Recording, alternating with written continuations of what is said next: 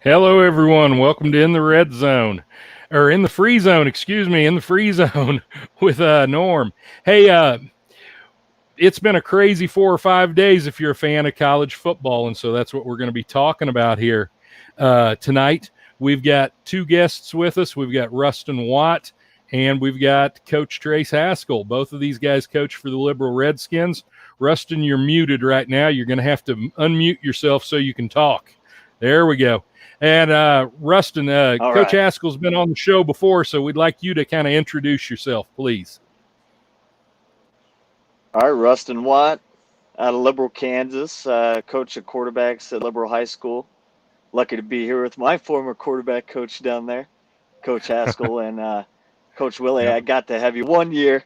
Wish we would have had some more Yeah. back then, but we're living in some crazy, crazy times, Twilight Zone kind of stuff going on. Yeah, that's for sure. All right, just kind of a quick rundown of the timeline of what's happened in the last few days for you to catch everybody up.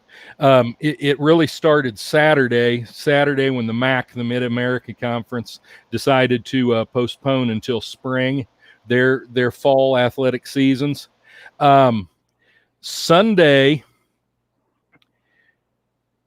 Sunday, Trevor Lawrence began to tweet a lot with the hashtag "We Want to Play," and eventually by Sunday evening, he had joined two hashtags that already existed among college players, the Big Ten United and We Are United, in basically saying we want to play, but we want to play safely, and we want to play under these certain conditions. And one of those conditions was creating basically a players' association. Okay, we'll kind of come back to what the importance of that may have been. So that was by Sunday, actually after midnight on I can't hear Sunday anybody. If you can hear me. that actually happened. We can hear you, yes, Coach. So also Sunday, the Power Five presidents met. And by Monday morning, Dan Patrick was reporting that the Big Ten and the Pac-12 would postpone their seasons on Tuesday. And of course there was a lot of denial of that, and of course it all turned out to be true. So Tuesday the Pac-10 and Big Ten conferences met, and the Big 12 also, but the Pac-10 and Big Ten voted to postpone their seasons until the spring semester. The Big 12 has voted to continue to pursue playing football in the fall. Tuesday. Yeah, that was all Tuesday. So today, kind of, we started to see some of the fallout from that, and that's a part of what we're going to talk about. But basically, that leaves us with two of the five Power Five conferences with their seasons postponed until the spring. We'll talk about the ramifications of all of that. We're going to talk about some of the rumors that were flying around. We're going to talk about why you see so many of the talking heads complaining about a lack of leadership in the NCAA, and we'll explain what that is and why that is. And we're going to talk about, will this forever alter college football? Okay. Now, all three of us are fans of college football. All three of us are coaches. We also were all three football players, although Trace is the only one here that played at the Division I level. Trace played his college ball at the University of Kansas. So he knows a little more about D1 ball, obviously, than Coach Water I do. And so he can give us a unique perspective there. But let's just start off, guys, with your initial impressions. What is your first impression of the idea that two of the Power Five conferences have now postponed their seasons to the spring? Rustin, why don't you start? All right. So I guess you could see maybe that domino effect, like the Red Scare coming on. You see a couple of these big guys back down. How does that lead? You still got the Big 12, SEC, ACC. But with these two big conferences, how realistic is the season now? Now the scheduling comes into play. Now, if we're going in the spring, is it like an AFL, NFL scenario? But with people not allowing kids to play, what does that open up? Other opportunities, maybe for private organizations like the XFL to come in. Here's a question start doing too. that. How about the transfer portal? What, does that allow, or will the NCAA allow players to transfer from, say, a Big Ten or a Pac-12 school to a Big 12 or an SEC school? I don't know. What do you think, Coach Haskell? It's going to be interesting what the NCAA decides to do. We've yet to hear from them, right? Yeah. So I just saw a tweet from Dabo Swinney saying that two of the missing conferences out of the Power Five is not going to have really an impact on the national championship. But you can say that all you want because you're playing. But if you're not playing, Exactly. and you're one of the coaches, how are they going to decide that? I mean, is the winner just going to stay ready to go for the winner of the spring ball? I mean, how's that going to work? So, if anything, it tells you that this year is going to be chaos. It's going to be uncertain. Nobody knows what's going to happen. So, and to be honest with you, nobody knows if we're actually going to play a college football season or not, because basically what the SEC has done and what the Big 12 has done, and I think also the ACC, is they've backed their schedule up to the 26th of September. They're giving themselves plenty of time to test the water and see whether or not they're actually going to be able to play. And I think one of the telling things is going to be once the regular students get back to campus. Right now, those three conferences have been able to keep a lot of their players from testing positive. As a matter of fact, they've had very few positive tests. They released a lot of those statistics. But which Coach, you can do that up to a point because you can isolate college athletes to a certain extent. Football is where it gets tricky because you have a lot more kids on football or roster than you do, like, say, basketball or volleyball, anything a lot smaller. So it's possible, but is it possible with football? That's the question that's going to be answered. Well, and to me, the question is it possible once the regular students get back on campus too? I think right now they can keep them in a bubble, but I think it gets a little harder once the regular students get back on campus. I think you can. Being a student athlete, there are rules to where everyone has to intermix and mingle and stuff. Title IX had a lot to do with that. But I don't know what football's like at KU anymore as far as their dorms and everything. But the basketball has their own dorm, and it is sweet. But imagine that. There's not a lot of students. I mean, they let normal students in there, but there's limited. Like there's moms and all them coming to cook for them. I wonder what's going to change in that regards too. So. Yeah, that's a good question. It really is. And one thing about it, all of the Pac-12 schools and Big Ten schools say that, they're going to continue to keep their kids there and keep them in a bubble and keep them working out. And, all the scholarships will stay the same and all of that, all the medical care will stay the same. They'll still be tested and all that. And so, obviously they're trying to maintain that. But to me, I'm kind of like you. It's just how much does that change, especially once you get students back on campus? One of the things that was wild to me to follow, especially on Twitter, was the rumors that started to fly over the weekend and really are still continuing now, although some of them obviously have gotten put out. But I think my favorite rumor of the weekend was that Ohio State, Michigan, Penn State, and Nebraska were going to join the Big 12 for one season. That was probably my favorite rumor. It was kind of a wishful thinking rumor, right? Yeah, I think it was.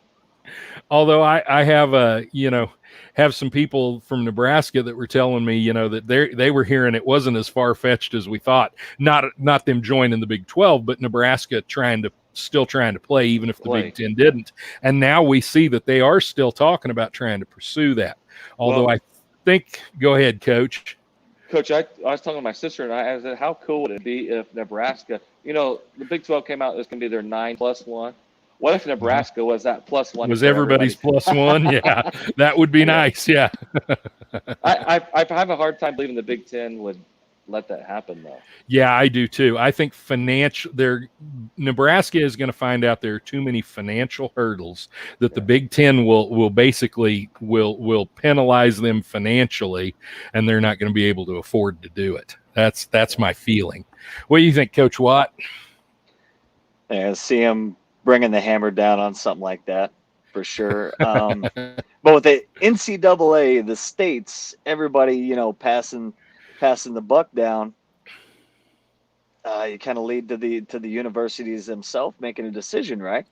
Yeah. So, yeah, in some ways, but Here's the problem, and this is also the reason why so many of the talking heads are complaining that the NCAA has a lack of leadership. Okay, what a lot of people don't realize, and a lot of this was fought in the courts several years ago. Okay, but all of the conferences in the NCAA have their own TV contracts, right? Some schools have exclusive television contracts, and so really the Power Five schools operate in football autonomously from the NCAA in many respects.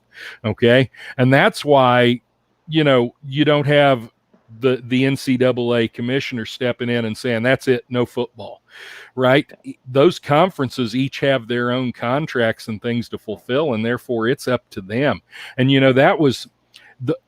that was settled years ago in the courts, that the courts held that those conferences could negotiate on their own and could basically become autonomous entities to a certain extent in football.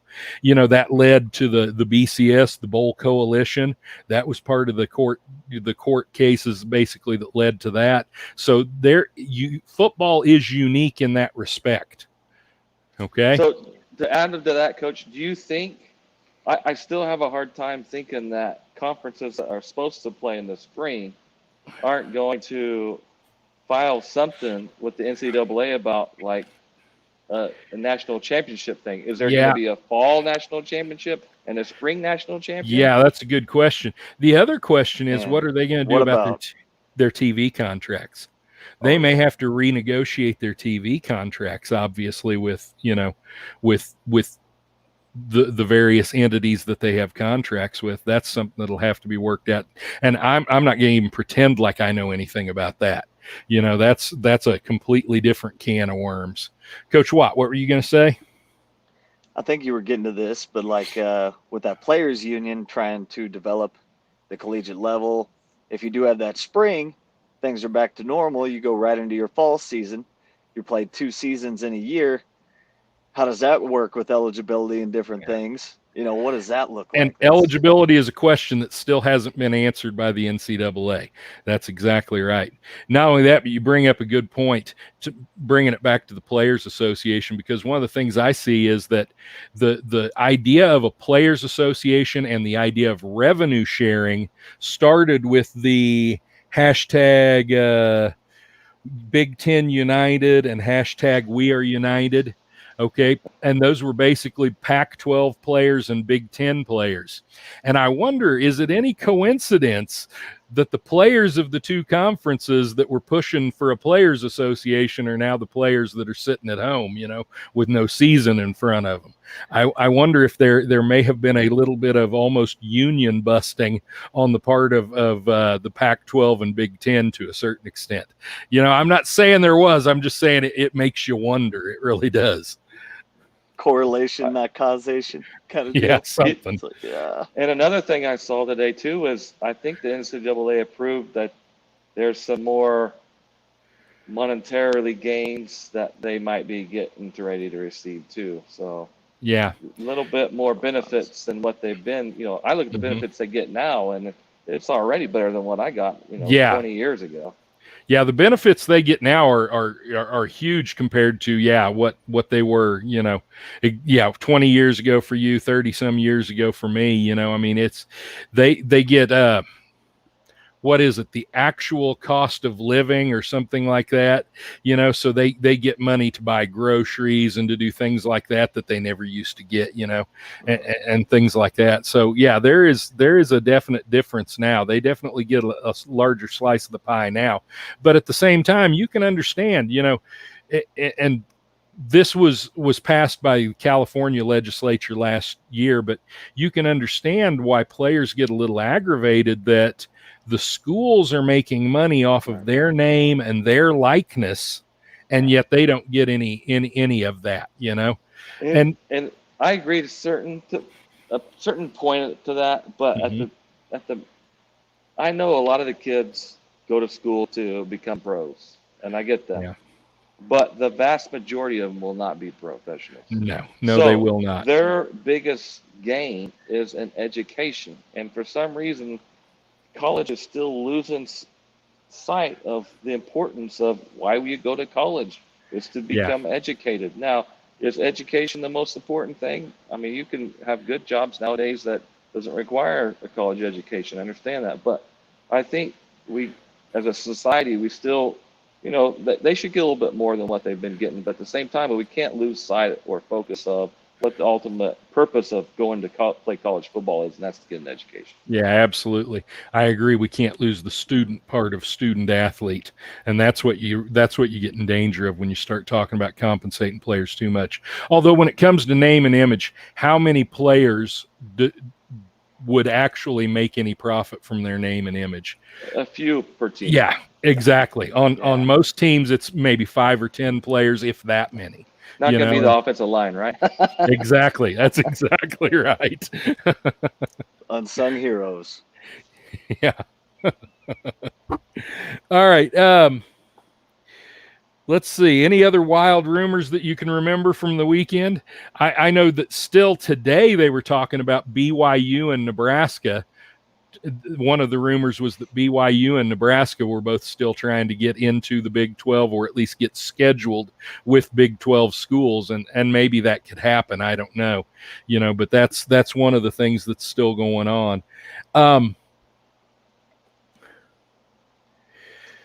Let's see. I do know that the Ohio State one has been put out. I did see that. They said that they are definitely out. So Yeah. I do know that one got put out. So. Yeah. Yeah, that's, that doesn't surprise me a bit. I think Ohio State has, the idea of Ohio State trying to break away from the Big Ten when they've been so integral to the Big Ten, I think is something that's probably not going to happen. Whereas the idea of Nebraska breaking away from the Big Ten is mildly insane, but it's not completely off the hook. That's kind of when you kind of taunt the Nebraska fans and say, hey, in the Big 12, you'd be playing. Yeah, Sucks exactly. to be you, right? The problem is they make too much money from being part of the Big Ten. I mean, that's and when it comes right down to it, guys, college football is a big business. There is big time money being made in college football, and so a lot of this is all about money. Hey, that's a lot of money not getting made this year. Yeah, exactly. And you already have tuition and enrollment are down, costs are up, and it's just leaving windows open for these other opportunities to step in education and in athletics. I think. And there's a good chance, even if they do play, that they may be playing to empty stadiums. Okay, that there may not be any gate, which is a lot of the money too in college football. Which my parents are season ticket holders to OU games, and my neighbor across the street is a season ticket holder to OU games. And there's been some options what they've given fans. One is you can entirely give up your seat. The second option is you can roll it into the next year. And then the third option is you keep your stuff, but you might not be in the same seat. Yeah, gotcha. Yeah. But at least they are giving them some options, letting them know, hey, here's what's coming down the pike. Yeah. So here's my question. My question is, will this alter college football forever? I mean, does college football change from here on out? And when you think about that, think about the money.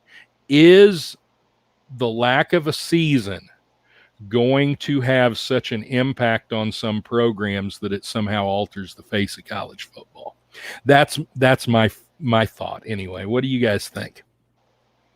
I mean, I do think so. Just switching a season to the spring and then maybe falling into a back-to-back scenario. Does football then just, due to vaccines, social distancing, you move spring and track or baseball and track from the spring up and then flip-flop those seasons? So now our seasons, our recruiting seasons, our off seasons, everything is shifted. so the training of athletes totally changes. That's one big aspect I see. Yeah. The MAC and the Mountain West, they probably didn't have any choice as far as delaying their season, because and it's easy to say, oh yeah, they probably couldn't afford it because they're losing those money games against the Power 5 conference teams. And that's part of it. But the other part of it is the expense of the testing protocols and all the things that they were going to have to do to care for their players in the face of losing those money games against the Power 5 teams. It was going to be it was financially, it was going to be a no-go for a lot of those MAC schools and Mountain West schools. And I think that had more to do than anything with the MAC and the Mountain West being the first two to actually delay their season. And I think we may see some of the other group of 5 conferences call it off, and we're starting to see individual schools that are postponing it already. And I think that those dominoes are going to probably continue to fall.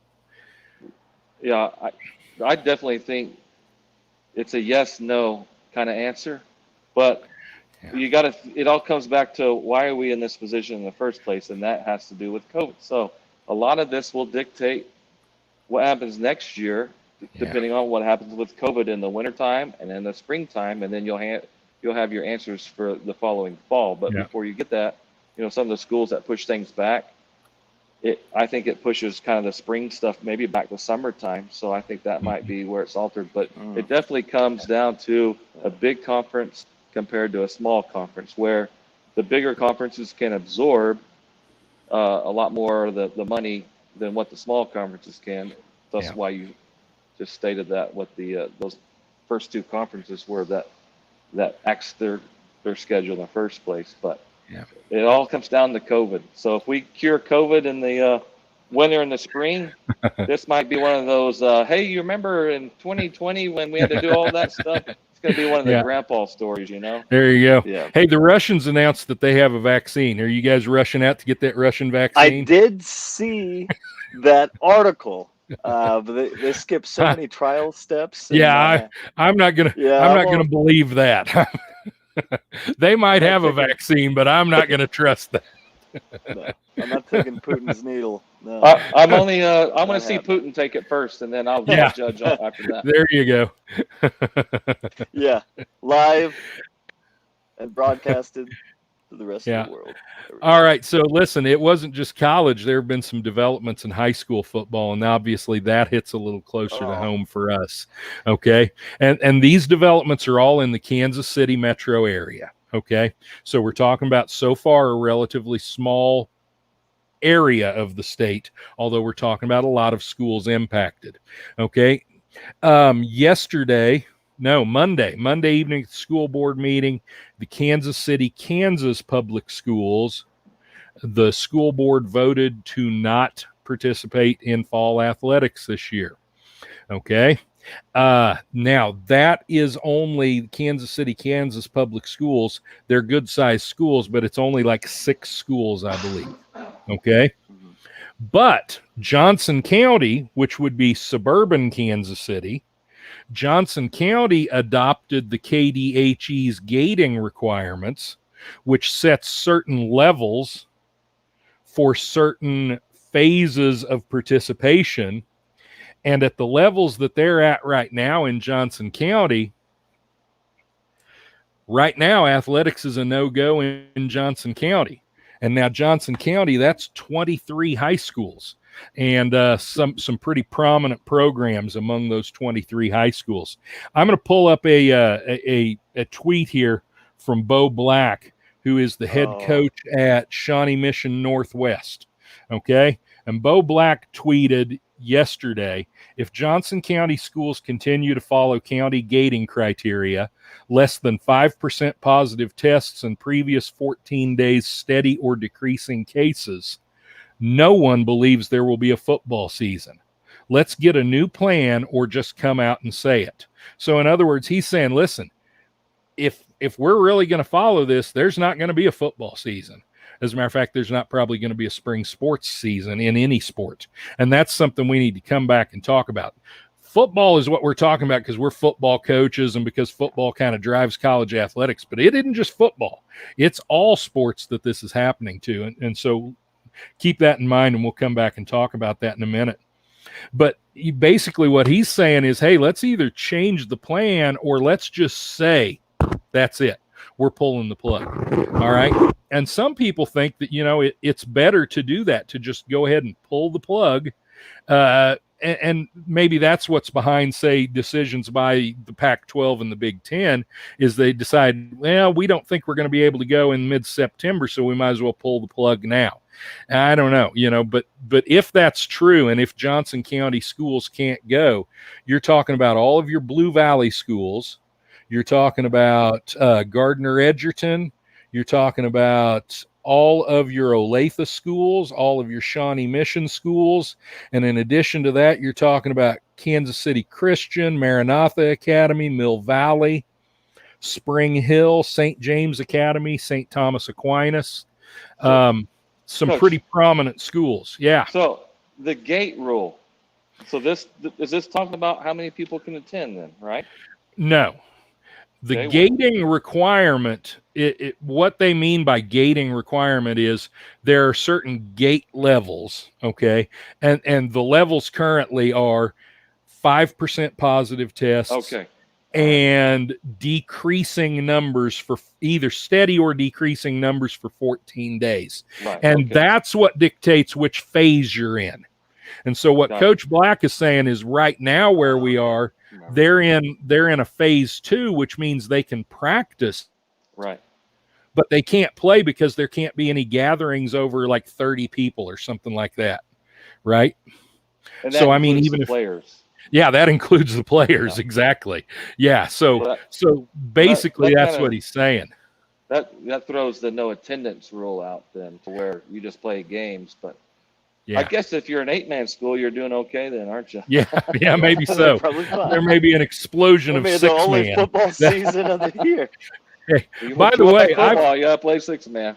Yeah, well, and I've heard some schools talking about playing 6-man if the season gets canceled, because 6-man is not sanctioned by CASA. It's sanctioned by a separate association. It might even be the Kansas Football Coaches Association. I'm not sure. It was at one time. I don't know that it still is. They may have formed their own separate association, like the Kansas 6-Man Football Association or something like that. But it is not a CASA sanctioned event. So I've already heard coaches joking about if they don't get to play football, they're going to form 6-man teams and start going at it.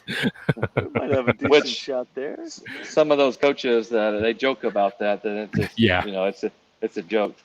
Yeah, it is a joke. Yes, absolutely. I know one program that's moved to 8-man this year, and I've already seen a tweet from them kind of being sad having to move the goalposts. Yeah, I saw that too. Saw that from lacrosse, from Coach Keeley there at lacrosse. Yeah, that kind of made me chuckle. He'd be like, he's joking, but he's always like, we'll just cancel the football program instead of go to 8-man. But sometimes nature or just the nature of the beast kind of forces your hand sometimes. Yeah. So. Hey, and for a lot of schools, that is a big deal, dropping down to 8-man. I mean, it's something that they fight and fight and fight.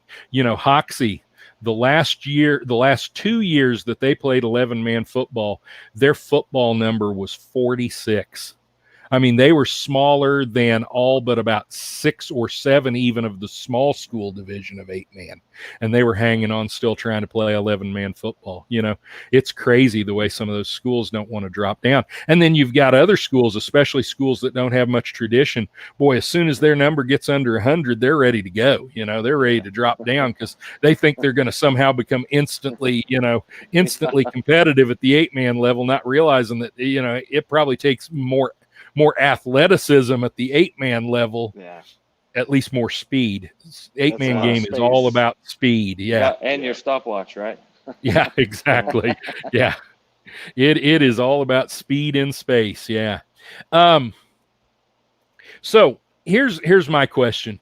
If this is going on in Johnson County, and by the way, I think the state Department of Education adopted some sort of gating requirements at their meeting yesterday. but I haven't been able to find what they are. Okay. But if there are gating requirements like that adopted statewide, then, and we already know that county health departments can make decisions and things like that. But if some of those standards get adopted statewide, we may see much more impact on high school, not just high school sports, but even on having school at the high school level, whether or not you have in-person school. And so that's something I think that we all probably need to keep a little bit of an eye on. Which guys, everyone could be different too, Yeah, absolutely. Yeah. That's the one thing that has driven in Kansas. This has all been driven by local control. Now, sometimes I think that local control is a euphemism for we don't want to make a decision, so we're going to keep passing it down the road. Yeah. But at the same time, I have always been a big believer in the best control is local control, the best government's at the local level, So while I do think there is a real element of we just don't want to make a decision, so we're going to say it's local control, I hate to complain about it too much. Guys, we start school tomorrow as teachers. You guys ready for that? Oh, no. I'm already here. No, not ready for that rhythm. There you go. It's going to be probably a long first few days. Yeah, it's when it's been 5 months since you've been there. Yeah, you got to figure it's gonna be a little long. At least we're starting on a Thursday, not on a Monday. That's an advantage. That is. I'll take it. Take anything I can get. When the governor said Labor Day, I was inside of me. I was like, yeah. Even though I'm ready to coach. Yeah. Yeah. Yep. I tell you what though, if you had pushed everything back, that was athletically was going to create a mess. But that's something we'll have to, that we didn't have to deal with. But did either of you watch the Acacia Executive Board meeting on they streamed it live on YouTube? The one thing that struck me, and this is not a criticism of the executive board or of Acacia, but the one thing that struck me was how little medical information was talked about and how little statistics were given. There was almost no discussion of medical information, no discussion of real risk assessment.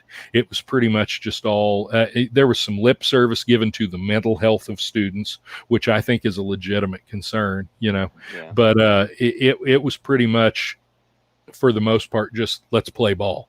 And then Acacia recommended, delaying the start of the season and dropping the first game. And, that motion, that almost didn't even receive a motion. They told them they'd have to make a motion. It'd have to be seconded and passed. There was almost no motion. And finally, Monty Marlin from Sublette said, these guys are the experts. We probably ought to listen to them. So I'm at least going to make the motion, even if I don't necessarily think it's what we ought to do. So he motioned that they adopt it. And then, of course, it failed on a 5-4 vote.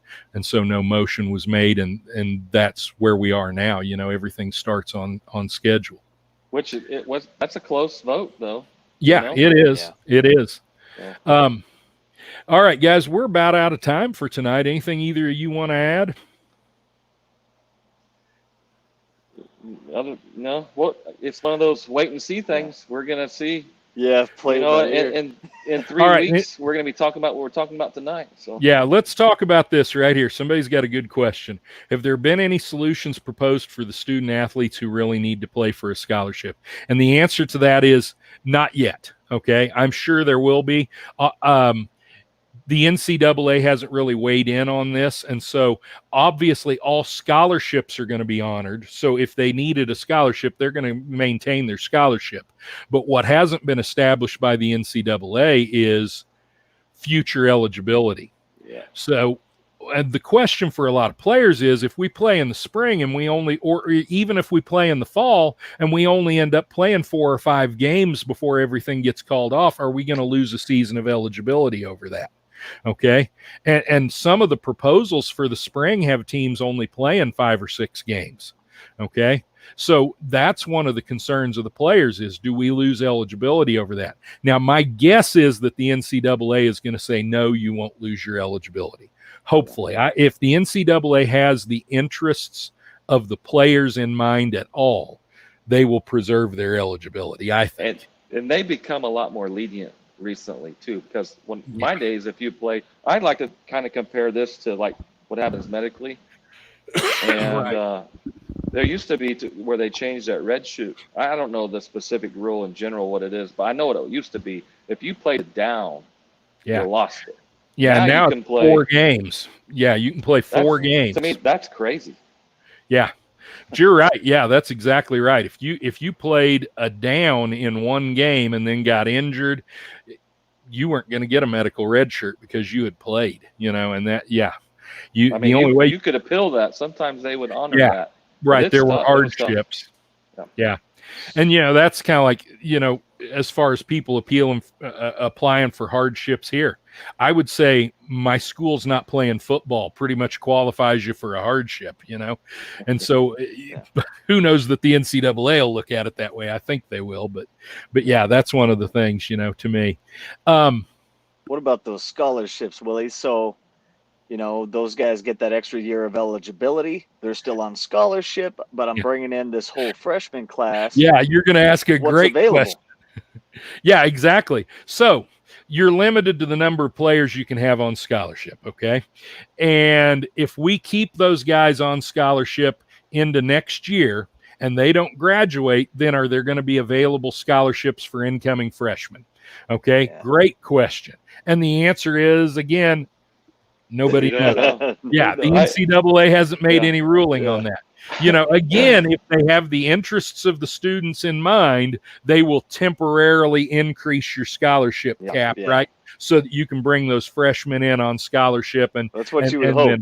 You would hope. Yeah. That seems to me like the logical thing. However, logic and the NCAA have not always walked hand in hand. So, I still see them trying to meet the middle ground in that regard too, to where if you played a certain amount of games, you're done, or you lost it. Yeah, and that kind of absorbs everybody coming in a little bit, so it increases it a little bit, but not by a whole class. So that certainly could be. Yeah, but and this is why it's scary for players right now. It's a scary time to be. And again, this isn't just football. Okay. Right. Yeah. This is all fall sports. We talk about football because we're football coaches and because the money of football kind of drives NCAA athletics. I mean, football and basketball are your two money sports in NCAA athletics. And so those two sports tend to drive their seasons at least, but at the same time, we are fully aware that there are volleyball players and there are cross country runners and there are all kinds of other sports that are being impacted by this, and they've got exactly the same problems that the football players do, not knowing about eligibility, not knowing about, all right, so we have a season in the spring. What happens? What's that spring season going to look like? And nobody knows that yet.